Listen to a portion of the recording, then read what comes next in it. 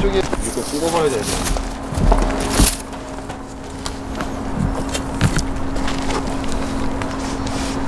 문제 안 붙었네. 약통과 소바라를 연결하는 점화선에 불이 안 붙은 것이다. 뭐가 문제인가요 지금?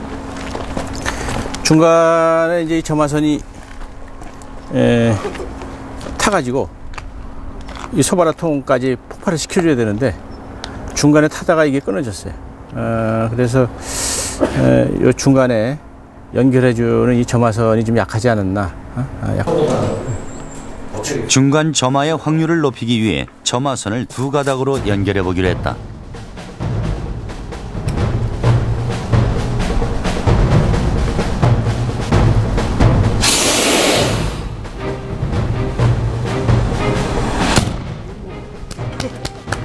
약통에 점화된 지 4초 만에 소바라가 폭발했다.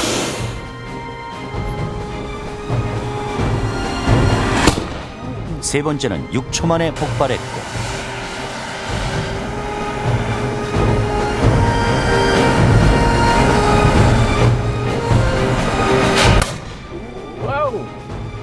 네 번째 실험에선 점화 뒤 10초 만에 폭발했다.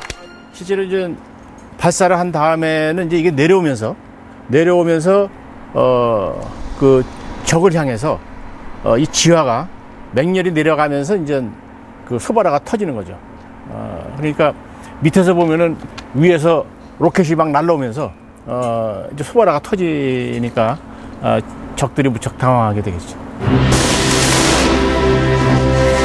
그동안 단 한 번도 시도된 적이 없었던 소바라 폭발 실험이 성공적으로 끝났다. 대륙을 꿈꾸던 조선의 공격 천병 산화 신기전이 여진족의 하늘을 누비던 모습에 한 발짝 더 다가선 것이다.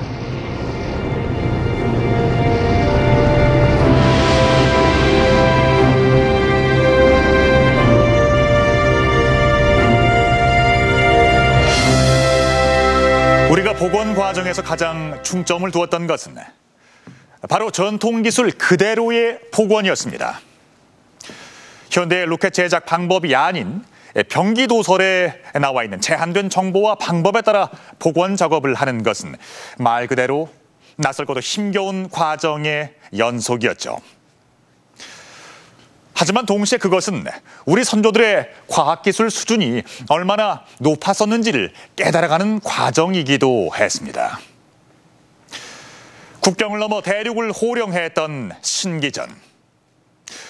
600년 전 이 신기전의 활약은 과연 어느 정도였을까요? 성종 13년, 남원군 양성지는 국가기밀과 관련된 한 편의 상소를 올린다. 총통등록이라는 책을 파기하자는 내용이었다. 총통등록을 간사한 사람이 훔쳐가면 백성이 입는 피해를 어찌 다 말하겠습니까? 임금께서 보시는 한부를 제외하고 모두 언문으로 고치고 한자로 된 것은 모두 불태워 버리소서. 총통등록은 산화 신기전을 비롯한 조선 화약무기의 모든 비밀을 담아놓은 책이다.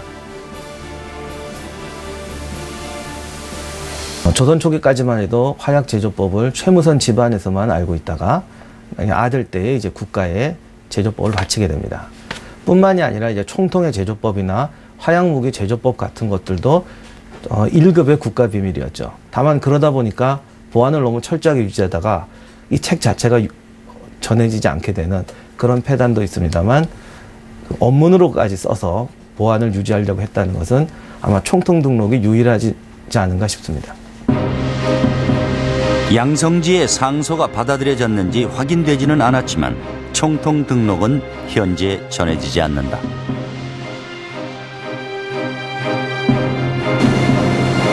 하지만 총통 등록에 기록된 조선의 비밀 병기들은 외나 여진 등 외국에 유출돼서는 안 될 1급 보안 사항이었다.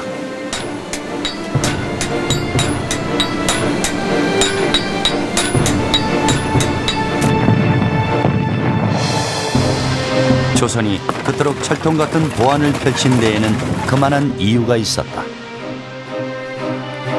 1447년 조선은 북쪽 국경에 대규모로 신기전을 배치하고 있었다. 이에 11월, 12월 두 달에 걸쳐 무려 3만 3천여 발의 신기전이 집중 배치된 것이다. 세종은 무엇을 의도했던 것일까? 조선군의 전술은 적이 쳐들어왔을 때 방어를 한다라는 그런 개념이 많았습니다. 그래서 수세적 전략이라고 얘기를 하는데, 결국 이제 수세적 전략이다 보니까 적이 쳐들어오고 난 다음에 거기에 맞춰서 대응을 하다 보니까 우리 피해가 상당히 컸던 부분이 없지 않아 있죠. 근데 적이 근거지를 먼저 침으로써 적이 그런 약탈로 인해서 피해를 최소화시킬 수 있다라고 하는 부분이죠. 그러면서 우리의 어떤 대외 영토를 좀 더 확장시키는 효과를 거두겠다. 신기전은 북방의 여진족을 정면으로 겨냥했다. 그동안의 수세적 전략에서 벗어나 적극적으로 여진 토벌에 나선 것이다. 여진의 기병은 귀신 같은 기계 화살 신기전에 맥없이 무너져 내렸다.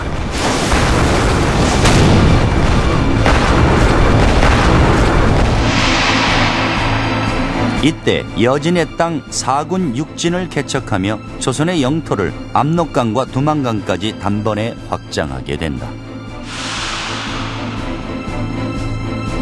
또 하나 중요한 것은 이제 조선의 경우에는 압록강 건너 지역에 대한 여진족을 통제할 필요가 있지 않습니까? 이 경우에는 압록강이라고 하는 약 1km 정도 이상 되는 공간을 조선이 커버할 수 있는 그 수단이 필요한데, 그것이 바로 대신기전 같은 대형 장거리 그 로켓 무기를 할 수 있습니다. 병기 도설에는 대신기전을 일명 산화신기전이라 적고 있다.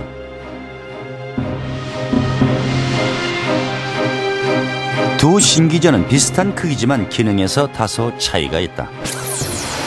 대신기전은 약통의 앞부분에 한 개의 큰 폭탄이 장착돼 목표물을 타격하지만, 산화신기전은 대신기전의 약통 앞부분에 2단 로켓을 3개 장착한 뒤 이를 분리시켜 적진을 혼란에 빠뜨리는 역할을 한다.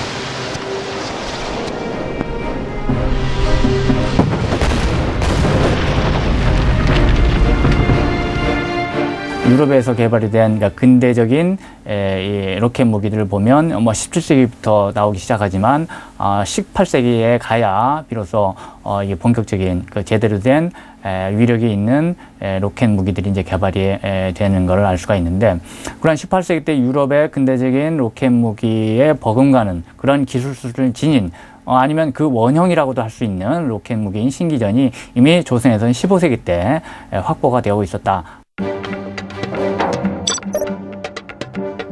19세기 이전 세계의 로켓 무기를 비교해보면 산화신기전과 대신기전은 길이 5.5m로 규모 면에서도 세계 최대이며 시기적으로 가장 앞서는 최첨단 로켓 무기였던 것이다.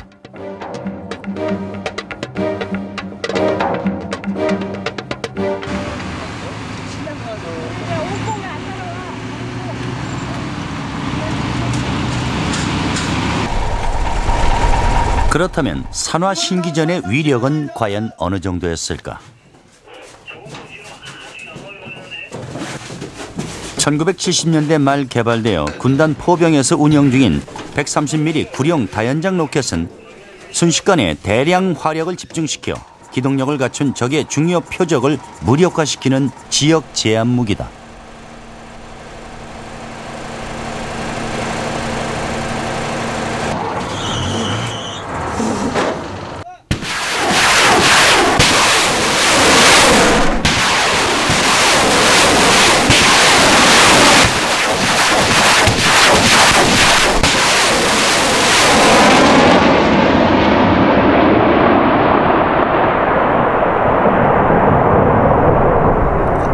하포 한 문의 위력은 축구장 한 개 크기인 400 곱하기 400의 표적을 제압할 수 있고, 대대가 보유하고 있는 18문으로서는 4km 장경의 표적을 차단시킬 수 있는 위력을 가지고 있습니다. 상하 60도, 좌우 180도까지 자유로이 운용 가능한 구룡은 여러 가지 면에서 신기전과 비슷한 구조를 가지고 있다.